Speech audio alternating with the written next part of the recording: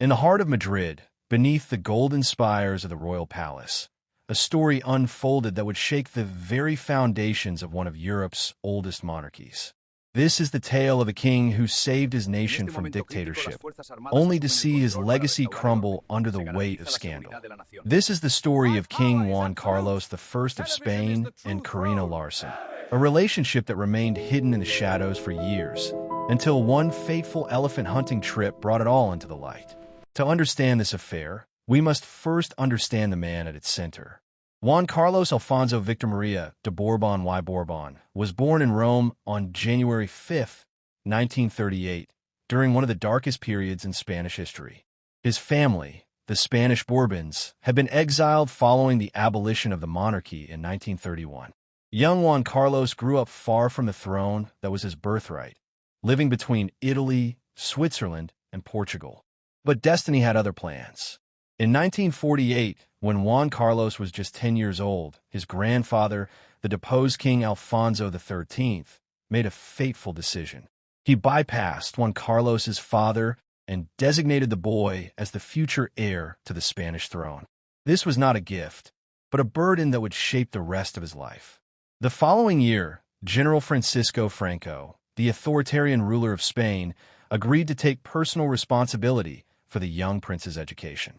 Juan Carlos was sent back to Spain, to a country he barely knew, to be molded into Franco's vision of a future monarch.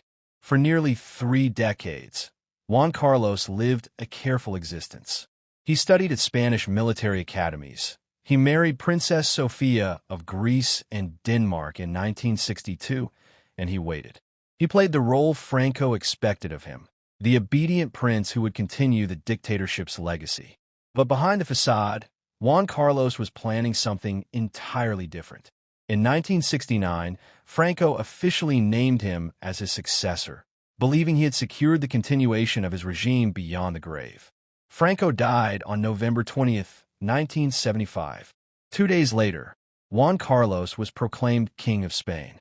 The world watched, expecting continuity. Instead, they witnessed one of the most remarkable political transformations in modern European history. Juan Carlos, the king Franco had groomed, became the architect of Spanish democracy. He worked tirelessly to dismantle the very system that had brought him to power, pushing for democratic reforms, a new constitution, and free elections. By 1978, Spain had a democratic constitution. The king who could have been an autocrat chose instead to be a constitutional monarch. His finest hour came on February 23, 1981. A group of military officers attempted a coup d'état, storming the Spanish parliament with weapons drawn. For hours, Spain's democracy hung in the balance. Then, in the early hours of February 24th, King Juan Carlos appeared on television in his military uniform. His message was clear and unequivocal. He supported democracy and ordered the military to stand down. The coup collapsed. Juan Carlos had saved Spanish democracy, cementing his reputation as the father of modern Spain. For the next 3 decades, Juan Carlos enjoyed unprecedented popularity. He was seen as a stabilizing force, a symbol of Spain's successful transition from dictatorship to democracy.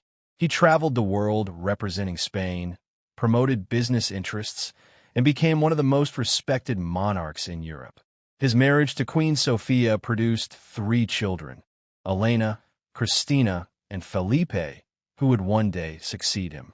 To the public, he appeared to be the model constitutional monarch, devoted to his country and his duty. But behind the palace walls, a different story was unfolding. Juan Carlos, despite his public role and his marriage, had developed a reputation for extramarital affairs. This was an open secret in Spanish high society and among journalists, but strict laws protected the monarchy from press scrutiny. The Spanish media rarely reported on the king's personal life, and when they did, it was with the utmost discretion and respect. The king seemed untouchable, his private life shielded by a combination of legal protections and cultural deference to the crown. This is where Corinna Larsen enters our story. Born Corinna zu Wittgenstein in Frankfurt, Germany, on January 28, 1964, she came from minor German nobility. Her early life was cosmopolitan and privileged. She studied law briefly before embarking on a career that would take her through the highest circles of European society. In 1990, she married Philip Adkins, a British businessman, but the marriage ended in divorce. She later married Casimir zu Wittgenstein, a German prince, in 2000, gaining the title of princess. This marriage also ended in divorce in 2005. Corinna was beautiful, sophisticated, multilingual, and well-connected. She moved effortlessly between London, Monaco, and Switzerland, establishing herself as a consultant and facilitator for high-net-worth individuals and businesses. Her work involved connecting people, opening doors, and navigating the complex world of international business and diplomacy. She knew how to operate in elite circles, how to be discreet, and how to cultivate relationships with powerful people. The exact circumstances of how Juan Carlos and Corinna first met remain somewhat murky, shrouded in the discretion that characterized their entire relationship. Various accounts place their first meeting sometime around 2004 or 2005. Some sources suggest they were introduced at a hunting party, others at a social event in Switzerland or Spain. What is clear is that by 2004, they had established a connection that would soon develop into something much deeper. Their relationship began at a time when Juan Carlos was in his late 60s and Corinna was in her early 40s.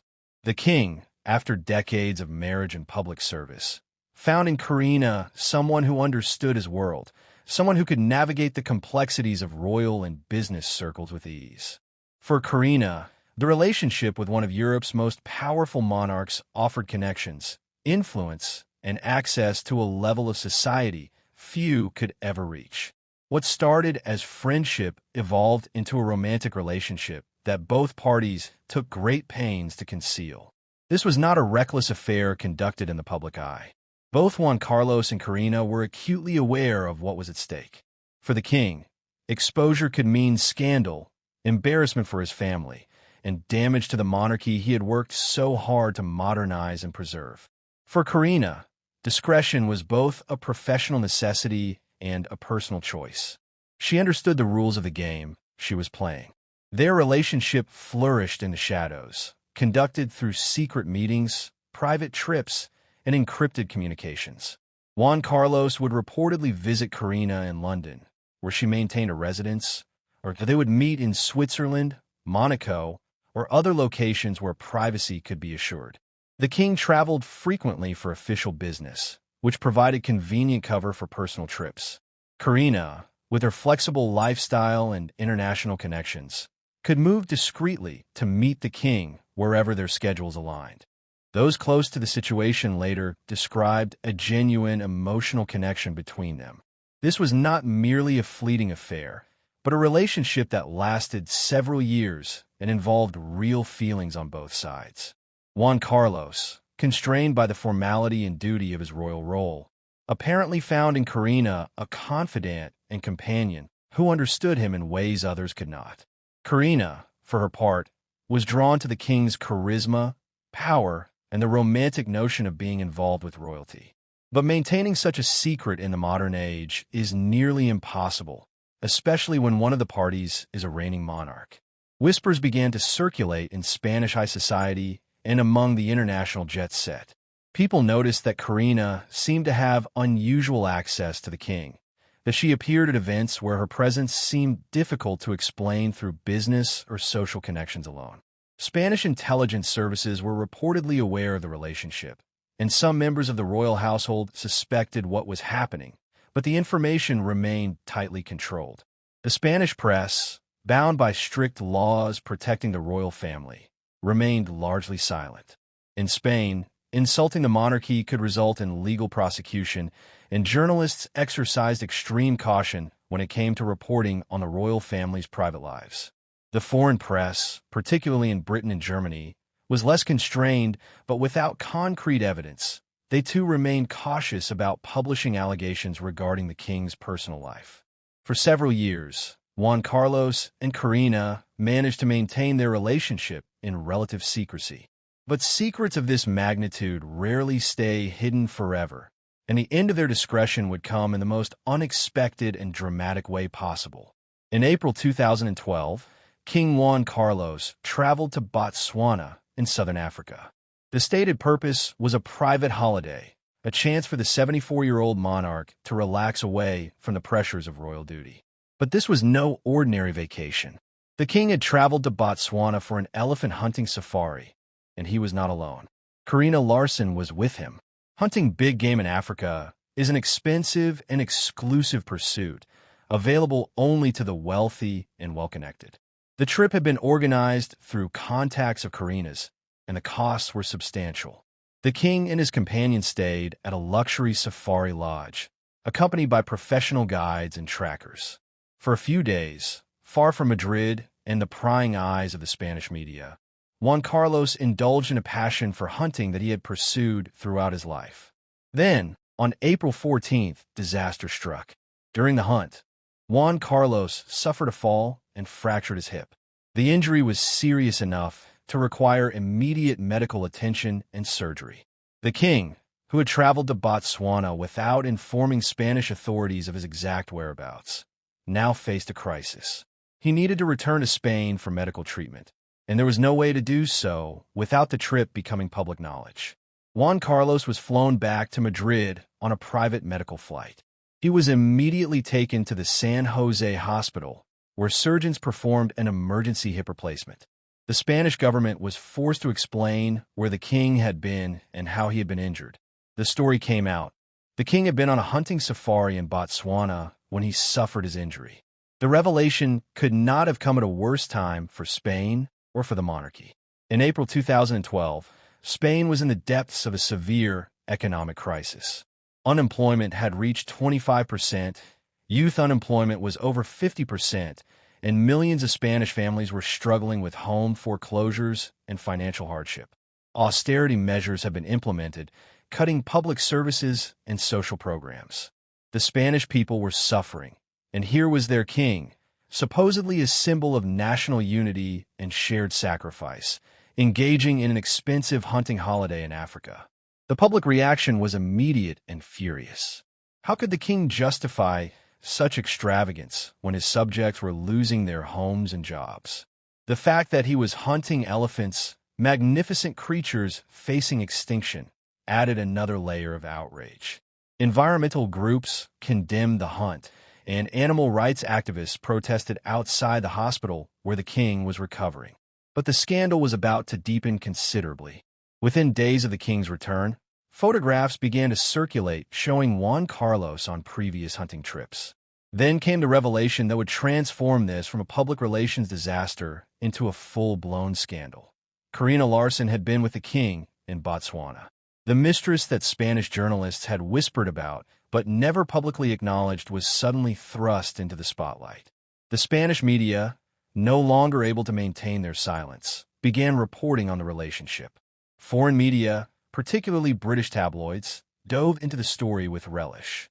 Photographs of Corinna emerged, along with details of her background and her connections to the king. The affair that Juan Carlos and Corinna had worked so hard to keep private was now international news. From his hospital bed, Juan Carlos issued an unprecedented public apology. "I am very sorry," he said. "I made a mistake, and it will not happen again." It was the first time in his nearly 40-year reign that the king had apologized to the Spanish people. The statement was brief and carefully worded, but its very existence was extraordinary. Spanish monarchs simply did not apologize for their personal conduct. But the apology did little to quell the growing storm. The Botswana trip had opened a Pandora's box of questions about the king's lifestyle, his finances, and his judgment. How had the trip been paid for? What other expensive holidays had the king taken while Spain suffered economic crisis? What was the nature and extent of his relationship with Corinna Larsen? And most damning of all, had Corinna benefited financially from her relationship with the king? As journalists dug deeper, a troubling picture began to emerge. Corinna Larsen, it turned out, was not just the king's romantic companion. She had also served as a consultant and intermediary in various business deals involving Spanish interests. Questions arose about whether her relationship with the king had given her improper advantages in securing contracts or facilitating business arrangements. Had she used her access to Juan Carlos to enrich herself? Had the king mixed his personal relationship with his official duties? One particular deal came under intense scrutiny. In 2008, a Spanish consortium had won a contract to build a high-speed railway in Saudi Arabia, a deal worth billions of euros. Juan Carlos had personally traveled to Saudi Arabia to promote Spanish business interests and had met with Saudi King Abdullah. Corinna Larsen had reportedly played a role in facilitating contacts and smoothing the way for Spanish businesses in Saudi Arabia. Had her involvement been appropriate? Had she been compensated for her role? And if so, had that compensation come from Spanish companies seeking to curry favor with the king? Corinna herself maintained a studied silence in the immediate aftermath of the Botswana scandal. She retreated from public view, declining interviews and refusing to comment on her relationship with the king. But her silence did not protect her from scrutiny. The Spanish press, finally free to report on what they had known or suspected for years, published extensive articles about her background, her business dealings, and her relationship with Juan Carlos. The scandal had devastating consequences for the Spanish monarchy. Juan Carlos's approval ratings, which had been above 60% before Botswana, plummeted to below 40%. Young Spaniards, already disillusioned with traditional institutions, turned against the monarchy in increasing numbers. The narrative that had sustained the Bourbon Restoration, that of Juan Carlos as the selfless democrat who had saved Spain, began to crumble. In its place emerged a different story, that of an out-of-touch monarch who enjoyed a lavish lifestyle while his subjects suffered. The damage extended beyond Juan Carlos personally to the institution of the monarchy itself. Revelations about the business dealings of the king's son-in-law, Inakir Dangaran, who was being investigated for embezzlement and fraud, had already tarnished the royal family's reputation. Now, with the king's own conduct under scrutiny, the monarchy faced an unprecedented crisis of legitimacy. Behind the scenes, serious discussions were taking place within the royal household and the Spanish government about how to contain the damage. It became clear that Juan Carlos's position as king was becoming untenable. His relationship with Corinna, combined with the ongoing investigations into financial irregularities involving the royal family, had made him a liability rather than an asset to Spain. In the months following the Botswana scandal, Juan Carlos gradually withdrew from public life.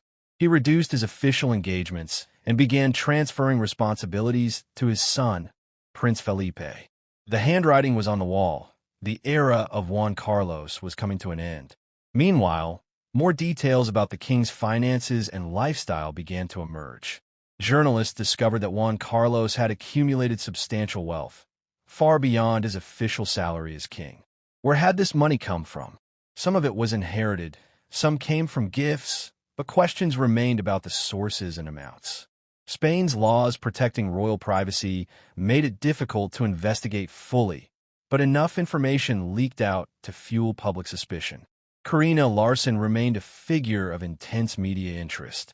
Paparazzi followed her movements between London, Switzerland, and Monaco. Every public appearance was analyzed for clues about her relationship with the king and her business activities. She hired lawyers and public relations advisors to protect her interests and her reputation. Some reports suggested she felt betrayed by how she had been treated in the aftermath of the Botswana scandal, abandoned by a king who had professed to care for her, but who now could not afford to acknowledge her publicly. By 2014, it had become clear that Juan Carlos could not continue as king. On June 2nd, Spanish Prime Minister Mariano Rajoy made a stunning announcement. King Juan Carlos would abdicate the throne in favor of his son, Felipe. The news sent shockwaves through Spain and Europe. After nearly 39 years on the throne, the king who had saved Spanish democracy was stepping down in disgrace. In his abdication speech, broadcast on television on June 18th, Juan Carlos spoke of his desire to open a new era for Spain. A new generation is quite rightly demanding to take the lead role, he said. He did not explicitly mention the scandals that had led to his abdication, but everyone understood the subtext. The next day, Felipe was proclaimed King Felipe VI of Spain. The transition was swift and carefully managed, designed to draw a line between the scandals of Juan Carlos's final years and the fresh start represented by the new king. But abdication did not mean the end of Juan Carlos's troubles or the end of questions about his relationship with Corinna Larsen. In fact, in many ways, it was just the beginning of a new chapter in this extraordinary story. After his abdication, Juan Carlos retreated to the royal palace of La Zarzuela, where he lived in official retirement. King Felipe, acutely aware of the damage his father's scandals had done to the monarchy, took steps to modernize and reform the institution. He published details of the royal family's finances, reduced spending, and adopted a more austere public image. The new king was determined to restore the monarchy's reputation, even if it meant distancing himself from his father. But the past was not ready to release Juan Carlos. In the years following his abdication, journalists and investigators continued to dig into his financial affairs and his relationships. Corinna Larsen, no longer bound by the constraints that had kept her silent during the king's reign, began to speak more openly about her experiences. In a series of interviews and legal depositions, Corinna revealed details about her relationship with Juan Carlos that painted a complex picture. She described a genuine emotional connection between them, but also spoke of feeling used and discarded when the relationship became inconvenient. She alleged that Juan Carlos had given her substantial gifts of money, including a reported 65 million euros transferred through offshore accounts. According to Corinna, this money was a gift, a token of the king's affection. But Spanish prosecutors saw it differently. If the money had come from questionable sources, or if it represented hidden wealth that should have been declared, it could constitute a crime. The revelations triggered official investigations in Spain and Switzerland. Swiss authorities launched a probe into possible money laundering involving Juan Carlos and Corinna. Spanish prosecutors opened investigations into the king's finances, focusing on undeclared offshore accounts, gifts from Saudi Arabia, and potential tax evasion. The investigation centered on allegations that Juan Carlos had received a gift of $100 million from Saudi Arabia in 2008, around the time of the high-speed rail contract, and that some of this money had been transferred to Corinna. Juan Carlos, as a former head of state, retained some legal immunities, but those protections had limits. Spanish prosecutors had to navigate complex questions of constitutional law while trying to determine whether crimes had been committed. The investigations dragged on for years, with leaked documents and testimony providing tantalizing glimpses into the former king's finances, but rarely offering definitive proof of wrongdoing. For Corinna, the years after Botswana were difficult. She found herself at the center of international legal proceedings, her privacy invaded, her reputation damaged. She gave testimony to Spanish prosecutors, to Swiss investigators, and in British courts.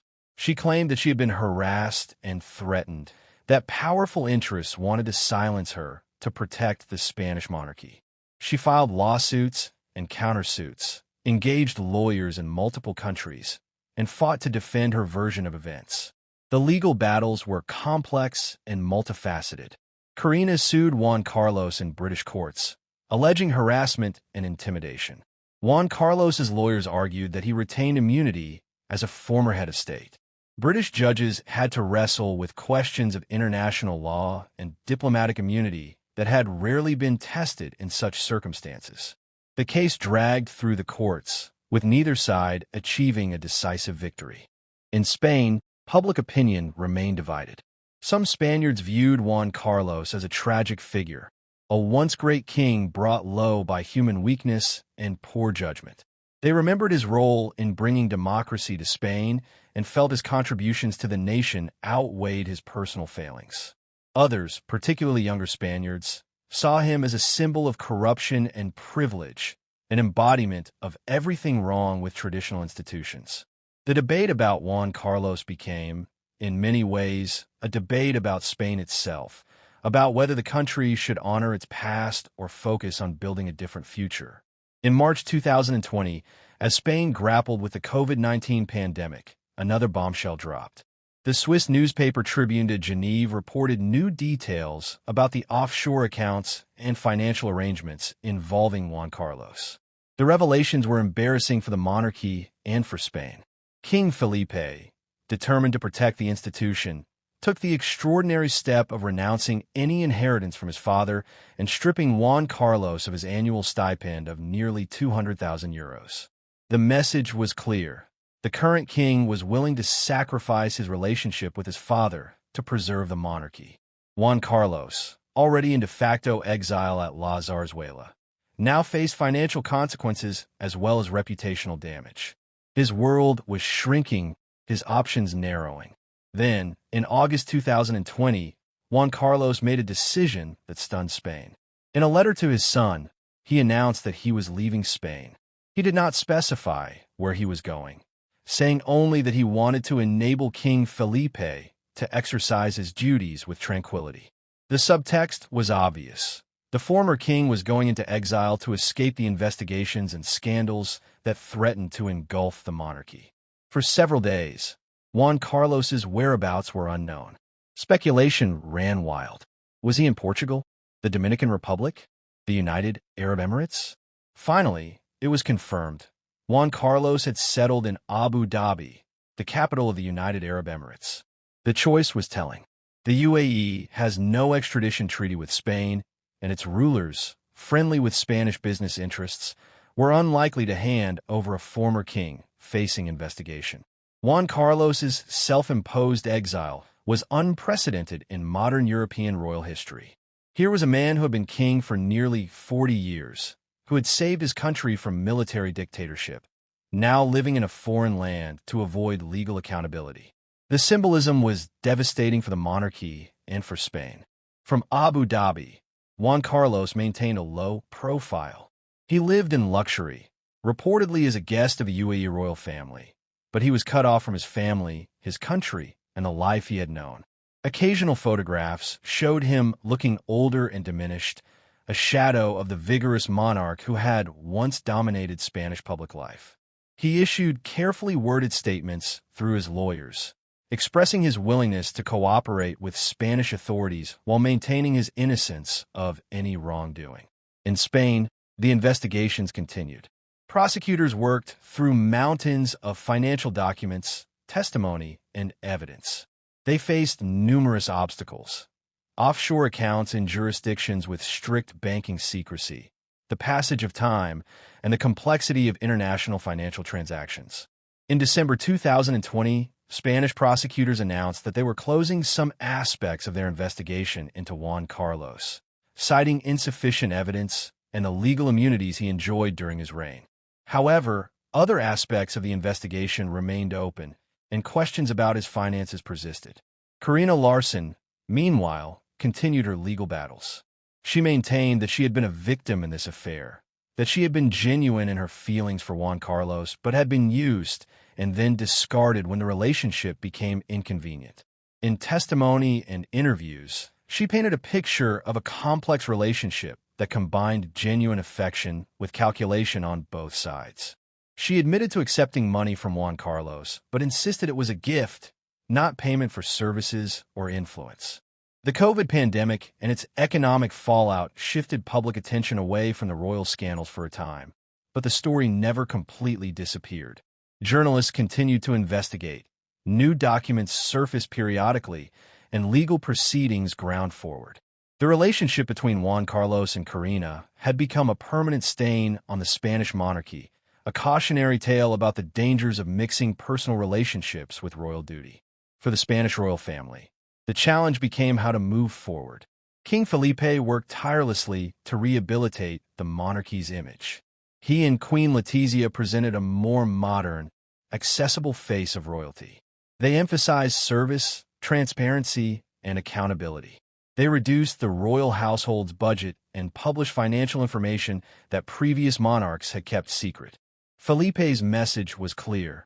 He was not his father, and the monarchy he led would be different. But the ghost of Juan Carlos and his relationship with Corinna continued to haunt the institution. Opinion polls showed that support for the monarchy, while stabilized under Felipe, had never fully recovered from the scandals. The Republican movement in Spain, while still a minority, had grown stronger.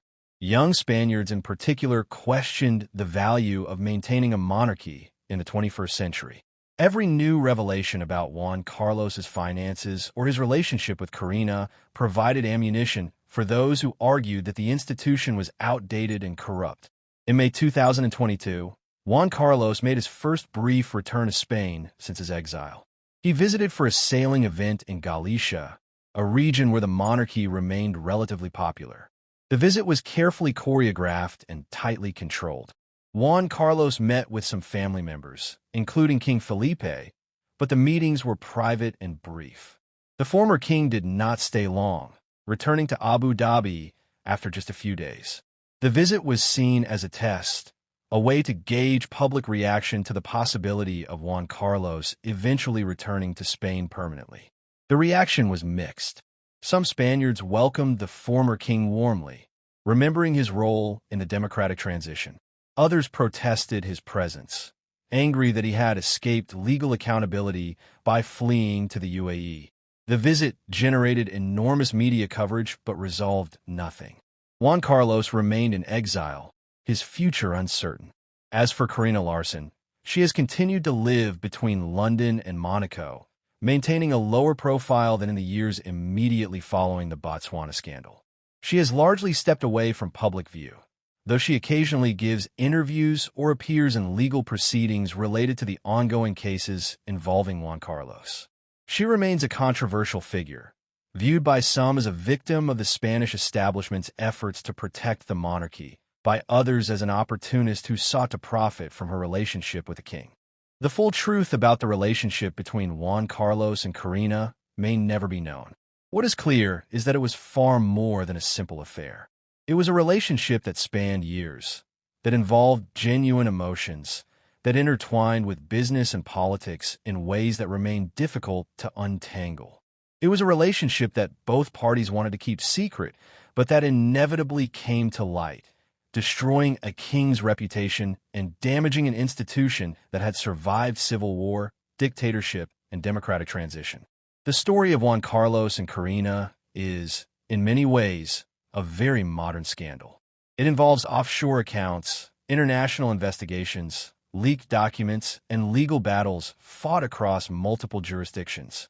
But at its heart, it is also a timeless story about power, love, secrecy, and the consequences of choices made in private that eventually become public. Today, Juan Carlos remains in Abu Dhabi, an 86-year-old former king living in comfortable exile, unable or unwilling to return permanently to the country he once ruled. King Felipe continues to work to restore the monarchy's reputation, knowing that his father's legacy is both an asset and a terrible burden. Corinna Larsen lives her life away from the spotlight that once followed her every move, but she remains forever linked to one of the greatest scandals in modern European royal history. The Spanish monarchy survived the scandal, but it was forever changed. The unquestioning deference that once protected royal privacy is gone. The assumption that monarchs are above scrutiny has been shattered.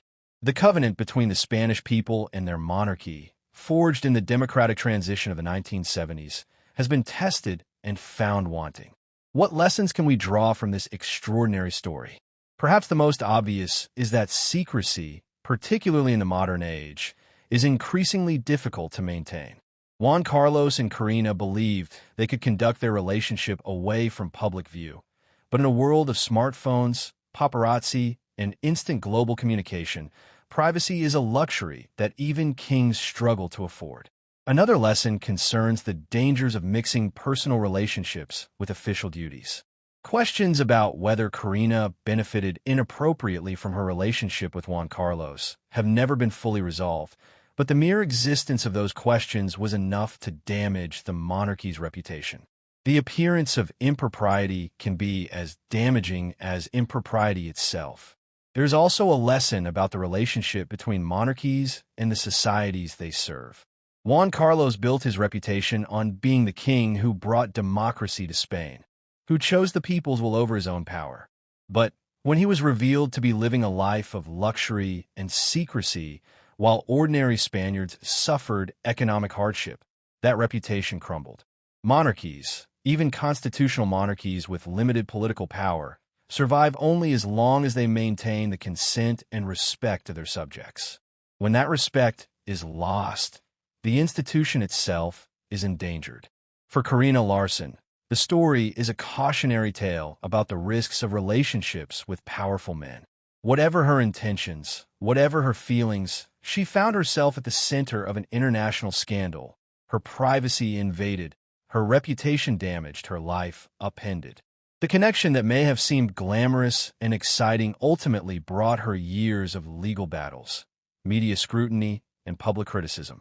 And for Spain, the scandal has prompted a broader reckoning with its recent history and its future. The monarchy that Juan Carlos restored has survived, but it exists now in a very different form than it did before 2012. It is more transparent, more accountable, and more aware of its fragility. Whether that is enough to ensure its long-term survival remains an open question.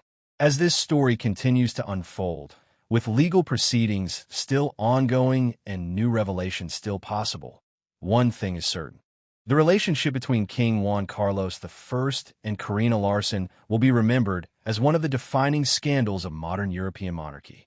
It is a story of passion and power, of secrets and exposure, of a king who saved a nation but could not save himself from the consequences of his own choices.